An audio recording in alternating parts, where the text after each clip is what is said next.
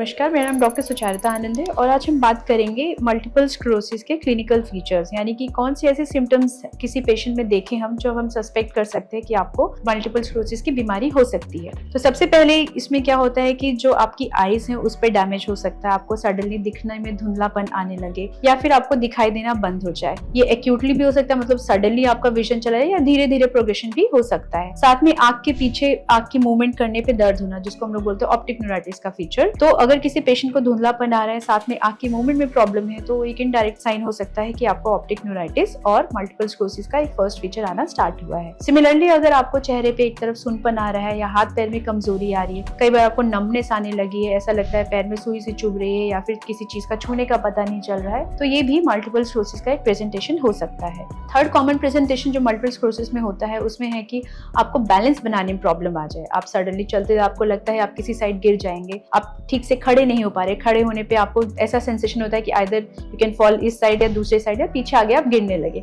अगर ये भी दिक्कत हो रही है, आपको एक्यूटली हो रही है, तो चांसेस आपको मल्टीपल स्क्लेरोसिस की दिक्कत हो सकती है। कुछ और कॉमन प्रेजेंटेशन होता है कि सडनली हाथ पैर का चलना या बंद हो जाना, आपके कमर के नीचे से हाथ पैर में चलने में कमजोरी आ जाना, पेशाब करने में दिक्कत होने लगना या पेशाब का रुक जाना, ये भी मल्टीपल स्क्लेरोसिस का एक प्रेजेंटेशन हो सकता है। और कुछ मरीजों में देखा गया है कि बहुत कम परसेंटेज, जैसे लेस देन 5% पेशेंट्स में पेशेंट को एक्यूट ऑनसेट फिट्स आना शुरू हो जाना, वो भी मल्टीपल स्क्लेरोसिस में एक प्रेजेंटेशन हो सकती है। तो इसमें से अगर आपको कोई भी फीचर्स हैं तो हो सकता है आपको मल्टीपल स्क्लेरोसिस की बीमारी आ रही हो, और इसको डायग्नोस करने के लिए आपको जाके अपने न्यूरोलॉजिस्ट से मिलना चाहिए। मल्टीपल स्क्लेरोसिस डिफरेंट टाइप में प्रेजेंट कर सकती है। कई बार होता है कि अपने आप ठीक हो जाती है, जिसको हम लोग बोलते हैं क्लिनिकली आइसोलेटेड सिंड्रोम। आपको विजन की प्रॉब्लम हुआ और अपने आप कुछ दिनों में ठीक हो गया। उसके अलावा कुछ होता है कि ये बार बार आए जाए, कि आपका विजन एक बार खराब हुआ है, आपके हाथ पैर में कमजोरी है, आप थोड़े टाइम में ठीक हुए, फिर इसका फिर दोबारा है, इसको हम लोग बोलते हैं रिलैप्सिंग रेमिटिंग। ये भी एक शॉर्ट प्रेजेंटेशन हो सकता है मल्टीपल स्क्लेरोसिस का।